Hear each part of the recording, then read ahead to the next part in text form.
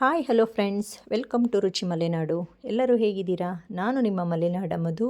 ಇವತ್ತು ನಿಮ್ಮ ರುಚಿ ಮಲೆನಾಡುವಿನಲ್ಲಿ ನಮ್ಮ ಮಲೆನಾಡು ಸೈಡು ಹಾಗೂ ನಮ್ಮ ಮನೆಯಲ್ಲಿ ಹೇಗೆ ಷಷ್ಠಿ ಹಬ್ಬ ಮಾಡ್ತೀವಿ, ಸುಬ್ರಹ್ಮಣ್ಯ ಷಷ್ಠಿ ಹಬ್ಬ ಹೇಗೆ ಮಾಡ್ತೀವಿ ಅನ್ನೋದನ್ನ ಶೇರ್ ಮಾಡ್ಕೊಳ್ತಾ ಇದ್ದೀನಿ.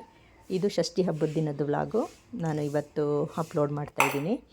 ಮೊದಲಿಗೆ ನಾವು ಷಷ್ಠಿ ಹಬ್ಬ ಅಂತ ಹೇಳಿದ್ರೆ ತರಕಾರಿ ಹಂಚೋ ಹಬ್ಬ. ಅಕ್ಕಪಕ್ಕದವ್ರ ಮನೆಗೆ ತರಕಾರಿ ಕೊಡೋದು ಮತ್ತು ಅವರಿಂದ ತಗೊಂಡು ಈ ಒಂದು ಷಷ್ಠಿ ಸಾಂಬಾರನ್ನು, ತರಕಾರಿ ಸಾಂಬಾರನ್ನು ಮಾಡುವಂಥದ್ದು ಈ ಷಷ್ಠಿ ಹಬ್ಬದ ವಿಶೇಷತೆ. ಈ ಹಬ್ಬ ಮಾಡಬೇಕಾದ್ರೆ ತುಂಬ ಮೈಲಿಗೆಯಿಂದ ಇರಬೇಕಾಗುತ್ತೆ. ಬೆಳಗ್ಗೆನೇ ಎದ್ದು ಮನೆಯೆಲ್ಲ ಕ್ಲೀನ್ ಮಾಡಿಕೊಂಡು, ದೇವ್ರ ಮನೆ ಕ್ಲೀನ್ ಮಾಡಿ, ದೇವ್ರ ದೀಪ ಹಚ್ಚಿ ಮತ್ತು ಸ್ಟವೆಲ್ಲ ಪೂಜೆ ಮಾಡಿಕೊಂಡು, ನಾವು ಯಾವ ತಪ್ಪಲೆಯಲ್ಲಿ ಸಾಂಬಾರು ಮಾಡ್ತೀವಿ ಆ ತಪ್ಪಲಿಗೆಲ್ಲ ಪೂಜೆ ಮಾಡಿ ಮಾಡಬೇಕಾಗತ್ತೆ. ತುಂಬ ಒಂದು ಶಿಸ್ತಲ್ಲಿ ಮಾಡಬೇಕಿದು. ರುಚಿ ನೋಡಲಿಕ್ಕಿಲ್ಲ, ಜಾಸ್ತಿ ಮಾತಾಡ್ಲಿಕ್ಕೊಂಡು ಅಡುಗೆ ಮಾಡೋಂಗಿಲ್ಲ. ಇದು ತುಂಬ ಅಂದರೆ ದೇವರಿಗೆ ಎಡೆ ಮಾಡೋದ್ರಿಂದ ನಾಗರಕ್ಕೆ ತನಿ ಎರಿತಾರೆ. ನಮ್ಮಲ್ಲಿ ಆ ಪದ್ಧತಿ ಇಲ್ಲ, ಹುತ್ತಕ್ಕೆ ತನಿ ಏರೋ ಪದ್ಧತಿ ಇರುತ್ತೆ. ಅಂಥವರೆಲ್ಲ ತುಂಬ ಶ್ರದ್ಧೆಯಿಂದ ಮಾಡಬೇಕಾಗುತ್ತೆ. ಯಾಕಂದರೆ ಸುಬ್ರಹ್ಮಣ್ಯ ಸ್ವಾಮಿಗೆ ಸಂಬಂಧಪಟ್ಟಿರೋದ್ರಿಂದ ಮೈಲಿಗೆ ಜಾಸ್ತಿ. ಇಷ್ಟೊಂದು ಸಾರು ಮಾಡಿಕೊಂಡು ನಾವು ಒಬ್ಬರೇ ಊಟ ಮಾಡೋದಿಲ್ಲ. ಕೆಲವರು ಕೆಲಸಕ್ಕೆ ಹೋಗೋರೆಲ್ಲ ಕೇಳಿ ಇಸ್ಕೊಳ್ತಾರೆ, ಷಷ್ಠಿ ಸಾಂಬಾರು ಇದೆಯಾ ಅಂತ ಕೇಳಿಬಿಟ್ಟು ಇಸ್ಕೊಳ್ತಾರೆ. ಹಾಗಾಗಿ ನಾನು ಜಾಸ್ತಿನೇ ಮಾಡಿರ್ತೀನಿ. ಅಕ್ಕಪಕ್ಕದವರು ಸಹ ಕೇಳಿ ಇಸ್ಕೊಳ್ತಾರೆ. ಕೆಲವರು ಮಾಡದೇ ಇದ್ದವ್ರು ಇರ್ತಾರೆ ಈ ಹಬ್ಬನ, ಅಂಥವರಿಗೆ ನಾವು ಸಾಂಬಾರನ್ನು ಕೊಡ್ತೀವಿ. ತುಂಬ ಚೆನ್ನಾಗಿರುತ್ತೆ, ತುಂಬ ಖುಷಿಪಟ್ಟು ಇಸ್ಕೊಂಡೋಗಿ ಊಟ ಮಾಡ್ತಾರೆ. ಹಾಗಾಗಿ ಜಾಸ್ತಿ ಮಾಡ್ತಾಯಿದ್ದೀನಿ. ಈಗ ಪೂಜೆ ಮಾಡಿಕೊಂಡು ಸ್ಟವೆಲ್ಲ ಪೂಜೆ ಮಾಡಿ ಅಗ್ನಿದೇವನಿಗೆ ಒಂದು ಪೂಜೆ ಸಲ್ಲಿಸಿ, ನಂತರ ನಾವು ಯಾವ ಪಾತ್ರೆಯಲ್ಲಿ ಸಾಂಬಾರು ಮಾಡ್ತೀವಿ ಷಷ್ಠಿ ಸಾಂಬಾರನ್ನ, ಆ ಪೂಜೆಗೂ ಸಹ ಪೂಜೆಯನ್ನು ಒಂದು ಸಲ್ಲಿಸ್ಕೊಂಡು ಅಡುಗೆ ಶುರು ಮಾಡಬೇಕಾಗುತ್ತೆ. ಮೈಲಿಗೆಯಿಂದ ಅಡುಗೆ ಶುರು ಮಾಡ್ತಾಯಿದ್ದೀನಿ. ಇದು ನಮ್ಮ ಮನೇಲಿ ಮಾಡೋ ಪದ್ಧತಿ ಪ್ರಕಾರ ನಾನು ನಿಮಗೆ ಶೇರ್ ಮಾಡ್ತಾಯಿದ್ದೀನಿ. ನಿಮ್ಮ ಮನೇಲಿ ಹೇಗಿರುತ್ತೆ ಹಾಗೆ ನನಗೆ ಕಮೆಂಟಲ್ಲಿ ತಿಳಿಸಿ. ನಮ್ಮ ಮನೇಲಿ ಷಷ್ಠಿ ಹಬ್ಬ ಈ ಥರನೇ ಮಾಡೋದು. ಆದರೆ ನಾವು ಹುತ್ತಕ್ಕೆಲ್ಲ ಹಾಲೆರಿಯೋದು ಅದೆಲ್ಲ ಪದ್ಧತಿ ಇಲ್ಲ. ಮನೇಲಿ ಮಾತ್ರ ಅಡುಗೆ ಮಾಡಿ ದೇವರಿಗೆ ನೈವೇದ್ಯ ಮಾಡ್ತೀವಿ. ಅದು ಪದ್ಧತಿ ನಡೆಸ್ಕೊಬಂದರೆ ಮಾತ್ರ. ಮತ್ತು ಇವತ್ತಿನ ದಿನ ನಾವು ನಾಗರ ಕಲ್ಲಿಗೂ ಹಾಲು ಎರಿಯೋಕ್ಕೆ ಹೋಗಲ್ಲ, ಬಾಕಿಯಂತೆ ಹೋಗ್ತೀವಿ. ಈ ಒಂದು ಹಬ್ಬ ನಾಗರ ಪಂಚಮಿ ದಿನ ಎಲ್ಲ ನಾವು ಹೋಗಿ ಒಂದು ಪದ್ಧತಿ ಇಲ್ಲ ನಮ್ಮ ಮನೇಲಿ. ಹಾಗಾಗಿ ನಾವು ಮನೆಯಲ್ಲೇ ಶಿಸ್ತಾಗಿ ಈ ಥರ ಹಬ್ಬ ಮಾಡೋದು. ನೋಡಿ, ನಾವು ಯಾವುದರಲ್ಲಿ ಸಾಂಬಾರು ಮಾಡ್ತೀವಿ ಅದನ್ನು ಸಹ ತಪ್ಪಲಿನ ಪೂಜೆ ಮಾಡ್ತಾಯಿದ್ದೀನಿ.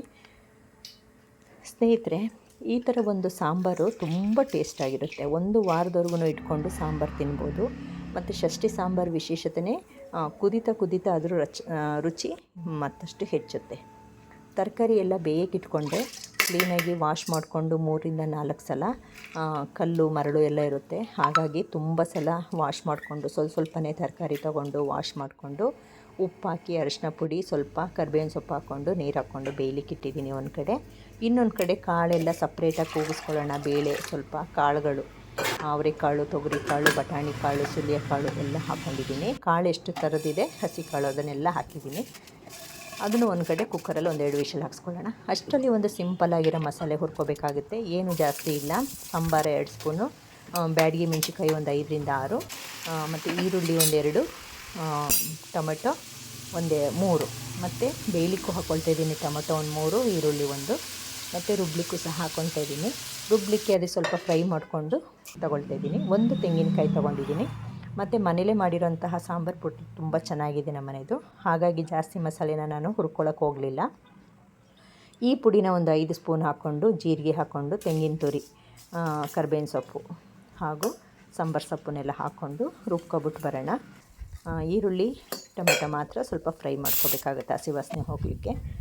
ನೋಡಿ, 2 ಇಬ್ಬೆ ರುಬ್ಕೊಳ್ತಾ ಇದ್ದೀನಿ. ಈಗ ಬೆಂದಂತಹ ಕಾಳು ಬೆಂದಾಗಿದೆ. ಅದಕ್ಕೆ ಈ ಒಂದು ಮಸಾಲೆನ ಮಿಕ್ಸ್ ಮಾಡಿಟ್ಕೊಂಡು ಬೆಂದಂತಹ ತರಕಾರಿಗೆ ಸೇರಿಸ್ಕೋಬೇಕಾಗುತ್ತೆ. ತುಂಬ ಚೆನ್ನಾಗಿರುತ್ತೆ ಫ್ರೆಂಡ್ಸ್ ಸಾಂಬಾರಿದು.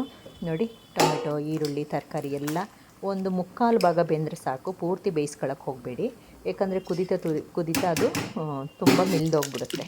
ಹಾಗಾಗಿ 3/4 ಭಾಗ ಬೆಂದ ನಂತರ ಖಾರ ಹಾಕ್ಕೊಳ್ಳೋಣ. ಖಾರ ಮತ್ತು ಬೆಂದಂತಹ ಕಾಳಿನ ಮಿಶ್ರಣನ ಹಾಕ್ಕೊಳ್ಳೋಣ. ಸ್ವಲ್ಪ ಬೆಲ್ಲನೂ ಹಾಗೂ ಹುಣಸೆ ರಸನೂ ನೆನೆ ಇಟ್ಟಿದ್ದೆ, ಅದನ್ನು ಸೇರಿಸ್ಕೊಂಡು ಲಾಸ್ಟಿಗೆ ಒಂದು ಒಗ್ಗರಣೆ ಕೊಟ್ಕೊಳ್ಳೋಣ. ಒಗ್ಗರಣೆ ಬೆಳ್ಳುಳ್ಳಿ ಒಗ್ಗರಣೆ ಮಾಡ್ಕೊತಾ ಇಲ್ಲ ಇವತ್ತು ನಾನು, ಬರೀ ಸಾಸಿವೆ, ಕರಿಬೇವು. ಕೆಲವರು ಸಾಸಿವೆನೂ ಸಹ ಹಾಕೋದಿಲ್ಲ. ನಮ್ಮ ಮನೇಲಿ ಆ ಪದ್ಧತಿ ಏನಿಲ್ಲ, ಸಾಸಿವೆ ಯೂಸ್ ಮಾಡ್ತೀವಿ. ನೋಡಿ, ಸಾಂಬಾರು ಆಗೋಯ್ತು. ನಂತರ ಕಿಚಡಿ ಹೇಗೆ ಮಾಡೋದು ನೋಡೋಣ ಬನ್ನಿ. 2 ಟೇಬಲ್ ಸ್ಪೂನ್ ಆಗೋಷ್ಟು ಮೆಂತೆ ತೊಗೊಂಡಿದ್ದೀನಿ. 4-5 ಏಲಕ್ಕಿನ ಅದ್ರ ಜೊತೆನೇ ಹಾಕ್ಕೊಂಡು ಬಿಸಿ ಮಾಡ್ಕೊಳ್ತಾ ಇದ್ದೀನಿ. ಗೋಲ್ಡನ್ ಬಣ್ಣ ಬರೋವರೆಗೂ ಇದನ್ನು ಫ್ರೈ ಮಾಡಿಕೊಂಡು ಮಿಕ್ಸಿ ಜಾರಲ್ಲಿ ಪುಡಿ ಮಾಡ್ಕೊಳ್ಳೋಣ. ನೋಡಿ, ಈ ಥರ ಒಂದು ಮಿಕ್ಸಿ ಜಾರಲ್ಲಿ ಪುಡಿ ಮಾಡಿಟ್ಕೊಳ್ಳೋಣ. ಕಿಚಡಿಗೆ ಏನು ಮಾಡೋದು ಅಂದರೆ ಪ್ಲೈನ್ ಕಿಚಡಿ, ಇದು ಖಾರ ಹಾಕಲ್ಲ ನಾವು. ಕೆಲವರು ಹಸಿರು ಮೆಣಸಿಕಾಯಿ ಈರುಳ್ಳಿ ಎಲ್ಲ ಒಗ್ಗರಣೆ ಕೊಟ್ಕೊಂಡು ಕಿಚಡಿ ಮಾಡ್ತಾರೆ. ನಮ್ಮ ಮನೇಲಿ ಈ ಥರನೇ ಪ್ಲೈನ್ ಕಿಚಡಿ ಎಲ್ಲ ಗೌರಿ ಹಬ್ಬದಲ್ಲಾಗಿರ್ಬೋದು, ಷಷ್ಠಿ ಹಬ್ಬದಲ್ಲಾಗಲಿ ಇದೇ ಥರ ಮಾಡೋದು ನಾವು. ಅಕ್ಕಿನ ಫಸ್ಟು ನೆನೆ ಇಟ್ಕೊಂಡಿದ್ದೆ, ಒಂದು 5 ನಿಮಿಷಗಳ ಕಾಲ ಚೆನ್ನಾಗಿ ತೊಳೆದು. ನೆನೆದಂಥ ಅಕ್ಕಿನ ಒಂದು ಕುಕ್ಕರಿಗೆ ಹಾಕ್ಕೊಂಡು ಕಡಲೆಕಾಳು ನೆನೆಸಿಟ್ಟಿದ್ದೆ, ಕಡಲೆಕಾಳು ಮತ್ತು ಪುಡಿ ಮಾಡಿಟ್ಕೊಂಡ್ವಲ್ಲ ಮೆಂತ್ಯ ಪುಡಿ, ಅದನ್ನು ಹಾಕ್ಕೊಂಡು ತುಪ್ಪ 1 ಸ್ಪೂನ್ ಹಾಕ್ಕೊಂಡು ಅದನ್ನು ಒಂದು 3 ವಿಷಲ್ ಹಾಕ್ಸ್ಕೊಬರೋಣ. ನಂತರ ಕಾಯಿ ಹಾಲಿಗೆ ಏನು ಮಾಡಬೇಕು ಅಂದರೆ ಬೆಲ್ಲ ತೊಗೊಂಡಿದ್ದೀನಿ, ಕಪ್ಪು ಬೆಲ್ಲ. ಇದು ಕರ್ಗಕ್ಕೆ ಒಂದು ಕಡೆ ಇಟ್ಕೊಳ್ಳೋಣ. ಅದು ಕುದ್ದು ಕರ್ಗಾದ ನಂತರ ಕಾಯಿ ಹಾಲಿಗೆ ಸೇರಿಸ್ಕೊಳ್ಳೋಣ. 1 ಬಟ್ಲಾಗಷ್ಟು ತೆಂಗಿನಕಾಯಿ, ಏಲಕ್ಕಿ ಪುಡಿ, ಏಲಕ್ಕಿ ಒಂದು 5ರಿಂದ 6 ಹಿಡಿದೇ ತೊಗೊಂಡಿದ್ದೀನಿ. ಪುಡಿ ಇದ್ದರೆ ಪುಡಿ ಹಾಕ್ಕೋಬೋದು. ಮತ್ತು ಜಾಪತ್ರೆ ಪುಡಿ ಸ್ವಲ್ಪ ಒಂದು ಚಿಟಿಕೆ ಆಗೋಷ್ಟು ಜಾಪತ್ರೆ ಪುಡಿನೂ ಸಹ ಸೇರಿಸ್ಕೊಂಡು, ನೋಡಿ ಇದು ಜಾಪತ್ರೆ ಪುಡಿ ಗಂಟಾಗಿದೆ ಫ್ರಿಜ್ಜಲ್ಲಿ ಇಟ್ಟಿರೋದ್ರಿಂದ.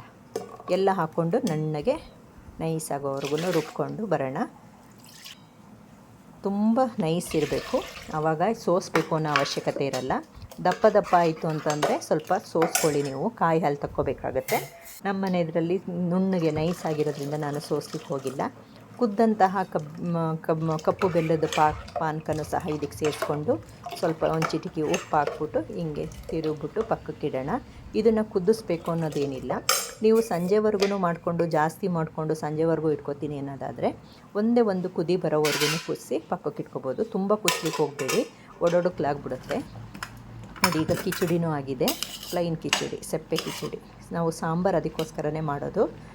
ನೋಡಿ ಕಡಲೆಕಾಳು, ಮೆಂತೆ, ತುಪ್ಪದ ಘಮ ಅಷ್ಟು ಒಂದು ಚೆನ್ನಾಗಿ ಮನೆ ತುಂಬ ಒಂಥರ ತುಪ್ಪದ್ದು ಮತ್ತು ಮೆಂತೆ ಘಮ ತುಂಬ ಚೆಂದ ಈ ಥರ ಒಗ್ಗರಣೆಯಲ್ಲಿ. ನೋಡಿ ಈಗ ಕಿಚಡಿ ಕಾಯಿ ರಸ ಆಯಿತು, ಸಾಂಬಾರು ಸಹ ಆಗಿದೆ. ಈಗ ದೇವರಿಗೆ ಎಡೆ ಮಾಡೋಣ. ನೋಡಿ ಒಂದು ಬಾಳೆದೆಲೆಯಲ್ಲಿ ಈ ಥರ ಒಂದು ಹಾಕ್ಕೊಂಡು, ಏನೂ ಇಲ್ಲ, ಸಿಂಪಲ್ ಹಬ್ಬ ಇದು. ಮಡಿ ಮೈಲಿಗೆಯಿಂದ ಮಾಡಬೇಕು ಅನ್ನೋದೇ ಒಂದು ಇದ್ರದ್ದು ವಿಶೇಷತೆ. ನೋಡಿ ಒಂದು ಲೋಟಕ್ಕೆ ಕಾಯಲ್ಲಿ ಹಾಕ್ಕೊಂಡು ಅನ್ನದ ಮೇಲೆ ಸ್ವಲ್ಪ ಸಾಂಬಾರು. ನಮಗೆ ಕಾಯಲ್ಲಿ ಅಂದ್ರೇ ಕಿಚಡಿಗೆ ಇಷ್ಟ, ಆದರೆ ಷಷ್ಠಿ ಸಾಂಬಾರಂತೂ ಸೂಪರಾಗಿರುತ್ತೆ. ನಾವೇನೂ ಟೇಸ್ಟ್ ನೋಡಿಲ್ಲ, ಇದು ಉಪ್ಪು ಸಪ್ಪೆ ಯಾವುದನ್ನು ಸಹ ನಾವು ಟೇಸ್ಟ್ ನೋಡಿಲ್ಲ, ಒಂದು ಅಂದಾಜಿಗೆ ಮಾಡಿರ್ತೀವಿ. ಆದ್ರೂ ತುಂಬ ಚೆನ್ನಾಗಿ ಬಂದಿರುತ್ತೆ ಸಾಂಬಾರು. ನಾವು ಏನು ಟೇಸ್ಟ್ ನೋಡಿ, ಹೆಚ್ಚು ಇರಲ್ಲ ಕಡಿಮೆನೂ ಇರಲ್ಲ, ಒಂದು ಈಕ್ವಲಲ್ಲಿರುತ್ತೆ. ಇದೇ ಒಂದು ಹಬ್ಬದ್ದು ಶಕ್ತಿ ಅಂತಲೇ ಹೇಳ್ಬೋದು. ತುಂಬ ಟೇಸ್ಟ್ ಬಂದಿರುತ್ತೆ, ನಾವು ಯಾವುದನ್ನು ಸಹ ರುಚಿ ನೋಡಿರಲ್ಲ. ಈಗ ದೇವರಿಗೆ ಎಡೆ ಮಾಡ್ತಾಯಿದ್ದೀವಿ. ದೇವರಿಗೆ ಎಡೆ ಆದ ನಂತರ ಸ್ವಲ್ಪ ಹೊತ್ತು ಬಿಟ್ಟ ನಂತರ ಉಪವಾಸ ಇರ್ತೀವಲ್ಲ ಬೆಳಗ್ಗೆಯಿಂದ, ಅಂಥವ್ರು ಈ ಥರ ಒಂದು ಅಡುಗೆ ಮಲ್ಲಾಗಿರ್ಬೋದು, ದೇವ್ರ ಮನೆಯಲ್ಲಿ ಹತ್ರ ಪ್ಲೇಸ್ ಇದ್ದರೆ ಅಂಥ ಪ್ಲೇಸಲ್ಲಿ ಉತ್ತರ ದಿಕ್ಕು ಅಥವಾ ಪೂರ್ವ ದಿಕ್ಕಿಗೆ ಒಂದು ಮಡಿ ಬಟ್ಟೆಯಿಂದ ಒರೆಸ್ಕೊಂಡು ಗೋಮೂತ್ರ ಹಾಗೂ ಒಂದು ಶುದ್ಧ ಗಂಗಾ ಜಲ ಹಾಕ್ಕೊಂಡು ಈ ಥರ ಅರಿಶಿನ ಹಾಕ್ಕೊಂಡು ಸಾರಿಸ್ಕೊಂಡು, ಈ ಸಗಣಿಲಿ ಸಾರಿಸ್ತೀವಲ್ಲ ಅದೇ ರೀತಿ ಸಾರಿಸ್ಕೊಬಿಟ್ಟು ಊಟ ಮಾಡಬೇಕಾಗತ್ತೆ. ಉಪವಾಸ ಇರೋವಂಥವ್ರು ಈ ಥರ ಒಂದು ಉಪವಾಸ ಬಿಡಬೇಕಾಗತ್ತೆ. ಮೊದಲೆಲ್ಲ ಸಗಣಿನೆಲ್ಲ ಇದ್ದರೆ ಸಗಣಿನೆಲ್ಲ ಸಾರಿಸ್ಕೊಬಿಟ್ಟು ಸಗಣಿ ನೆಲದ ಮೇಲೇ ಊಟ ಮಾಡ್ತಾಯಿದ್ರು ನಮ್ಮ ಹಿರಿಯವರೆಲ್ಲ. ಈಗೆಲ್ಲ ಆ ಪದ್ಧತಿ ಇಲ್ಲ. ಈ ಥರ ಒಂದು ನಾವು ಎಲ್ಲಿದ್ದೀವಿ ಅದೇ ಪ್ಲೇಸಲ್ಲಿ ಈ ಥರ ಒಂದು ಶುದ್ಧ ಮಾಡ್ಕೊಂಡು ಊಟ ಮಾಡಬೇಕಾಗತ್ತೆ. ಈ ಒಂದು ನೆಲದಲ್ಲಿ ಊಟ ಮಾಡೋದ್ರಿಂದ, ಉಪವಾಸ ಇದು ಮಾಡೋದ್ರಿಂದ ಏನೆಲ್ಲ ಪ್ರಯೋಜನ ಅಂತಂದರೆ, ನಮ್ಮ ಮನೇಲಿ ಮಕ್ಕಳು ಮರಿ ಇರ್ತವೆ, ಪದೇ ಕಜ್ಜಿ, ತುರಿಕೆ, ಸ್ಕಿನ್ ಪ್ರಾಬ್ಲಮ್ಗಳು ಮತ್ತು ಲೇಡೀಸ್ ಪ್ರಾಬ್ಲಮ್ಗಳು ಎಲ್ಲ ನಿವಾರಣೆ ಆಗುತ್ತೆ ಅನ್ನೋದು ಒಂದು ನಂಬಿಕೆ ಇದೆ. ಈ ಥರ ಎಲ್ಲ ಮಾಡಿದ್ರೆ ಒಂದು ಆರೋಗ್ಯ ದೃಷ್ಟಿಯಿಂದ ಒಳ್ಳೆಯದು ಅನ್ನೋದಕ್ಕೋಸ್ಕರ ಮನೇಲಿ ಹಿರಿಯರು ಮಾಡಿದ್ರೆ ಒಳ್ಳೆಯದು ಆಗುತ್ತೆ ಅಂಥೇಳಿ ಮಾಡ್ತೀವಿ. ನಂತರ ಒಂದು ಕರ್ಪೂರ ಬೆಳಿಗ್ಗೆ ಊಟನ ಶುರು ಮಾಡಬೇಕಾಗುತ್ತೆ, ಸುಬ್ರಹ್ಮಣ್ಯ ಸ್ವಾಮಿ ನೆನೆಸ್ಕೊಂಡು. ಇದು ಟೋಟಲಿ ನಮ್ಮ ಆರೋಗ್ಯ ದೃಷ್ಟಿಯಿಂದ ಈ ಥರ ಒಂದು ನೆಲದಲ್ಲಿ ಊಟ ಮಾಡೋದು, ಉಪವಾಸನ ಬಿಡೋದು ತುಂಬಾ ಒಳ್ಳೆಯದು. ಮತ್ತು ಕಿವಿ ನೋವು, ಗಂಟಲು ನೋವು, ಯಾವುದೇ ಒಂದು ನೋವಿಗೆ ಸಂಬಂಧಪಟ್ಟಿದ್ದು ಕಾಯಿಲೆಗಳಿರ್ಬೋದು, ಈ ಒಂದು ಸುಬ್ರಹ್ಮಣ್ಯ ಸ್ವಾಮಿ ಸತ್ಯದಿಂದ ಈ ಥರ ಒಂದು ಪೂಜೆ ಪುರಸ್ಕಾರ ಮಾಡೋದ್ರಿಂದ ಎಲ್ಲರಿಗೂ ಒಳ್ಳೆಯದಾಗುತ್ತೆ ಅಂತ ನನ್ನ ಅನಿಸಿಕೆ. ನೋಡಿದ್ರಲ್ಲ, ಈ ಕರ್ಪೂರ ಹುರಿದು ಮುಗಿಯೋಷ್ಟರೊಳಗೆ ಊಟ ಮಾಡಬೇಕು ಅಂತ ಹೇಳ್ತಾರೆ. ಅದಕ್ಕೆ ಸ್ವಲ್ಪ ಹಾಕಿಸ್ಕೊಂಡು ಊಟ ಮಾಡಬೇಕು, ಜಾಸ್ತಿ ಹಾಕ್ಸ್ಕೊಳ್ಳಿಕ್ಕೆ ಹೋಗಬಾರ್ದು. ಉಪವಾಸ ಬಿಡೋದಾದರೆ ಸ್ವಲ್ಪನೇ ಹಾಕ್ಕೊಂಡು ಒಂಚೂರು ಬಿಡಬಾರ್ದು. ಬಳ್ಕೊಂಡು ಕ್ಲೀನಾಗಿ ಸಾರಿಸ್ತೀವಲ್ಲ ಅದೇ ರೀತಿ ನೆಲನ ಸಾರಿಸ್ದಂಗೆ ಊಟ ಮಾಡಬೇಕು ಅಂತ ಹೇಳ್ತಾರೆ. ನೋಡಿದ್ರಲ್ಲ ಫ್ರೆಂಡ್ಸ್, ಹೀಗಿತ್ತು ನಮ್ಮನೆ ಷಷ್ಠಿ ಹಬ್ಬ. ನಂತರ ಊಟ ಎಲ್ಲ ಮುಗಿದಾದ್ಮೇಲೆ ನಮ್ಮೂರಲ್ಲಿ ನಾಗರ ದೇವತೆ ಅನ್ನೋದು ಇದೆ. ಆ ದೇವಸ್ಥಾನದಲ್ಲಿ ಆಶ್ಲೇಷ ಪೂಜೆ ಎಲ್ಲ ಇಟ್ಕೊಂಡಿರ್ತಾರೆ. ತುಂಬ ಗ್ರ್ಯಾಂಡಾಗಿರುತ್ತೆ ಹೋಮ ಮತ್ತು ಆಶ್ಲೇಷ ಪೂಜೆ ಎಲ್ಲ. ಅಲ್ಲಿಗೂ ಸಹ ಹೋಗಿ ಬಂದ್ವಿ. ಉಪವಾಸ ಬಿಡೋವಂಥವ್ರು ಮನೇಲಿ ಆಗಲಿಲ್ಲ ಅಂತಂದರೆ, ಮನೇಲಿ ಹಬ್ಬ ಮಾಡೋಕ್ಕಾಗಲಿಲ್ಲ ಅಂತಂದರೆ ಈ ಥರ ನಾಗರ ದೇವಸ್ಥಾನದಲ್ಲಿ ಉಪವಾಸ ಬಿಡೋ ಪದ್ಧತಿನೂ ಸಹ ಮಾಡಿರ್ತಾರೆ. ಅಲ್ಲೂ ಸಹ ಹೋಗ್ಬಿಟ್ಟು ಉಪವಾಸ ಬಿಡ್ಬೋದು. ಮನೇಲಿ ಯಾರು ಮಾಡೋರಿಲ್ಲ, ಮಾಡೋಕ್ಕಾಗಲಿಲ್ಲ ಅನ್ನೋ ಪಕ್ಷದಲ್ಲಿ ನಾಗರ ದೇವತೆ ಎಲ್ಲೆಲ್ಲಿರುತ್ತೆ ಅಲ್ಲೆಲ್ಲ ಉಪವಾಸ ಬಿಡೋ ಅಂಥ ಏರ್ಪಾಡುಗಳನ್ನು ಮಾಡ್ಕೊಂಡಿರ್ತಾರೆ. ಕಲ್ಲು ಚಪ್ಪಡಿನ ಹಾಸ್ಬಿಟ್ಟು ಅದನ್ನು ಕ್ಲೀನಾಗಿ ತೊಳೆದ್ಬಿಟ್ಟು ಅಲ್ಲಿ ಉಪವಾಸ ಬಿಡ್ಬೋದು. ನೋಡಿದ್ರಲ್ಲ ಫ್ರೆಂಡ್ಸ್, ನಮ್ಮೂರಿನ ಷಷ್ಠಿ ಹಬ್ಬ, ನಮ್ಮನೆ ಷಷ್ಠಿ ಹಬ್ಬ ಹೇಗಿತ್ತು ಅನ್ನೋದನ್ನ. ಹೇಗಿತ್ತು, ನಿಮಗಿಷ್ಟ ಆಯಿತಾ ಅಂದರೆ ಕಮೆಂಟಲ್ಲಿ ಹೇಗಿತ್ತು ಅನ್ನೋದನ್ನ ತಿಳಿಸಿ. Please subscribe me. Thank you for watching.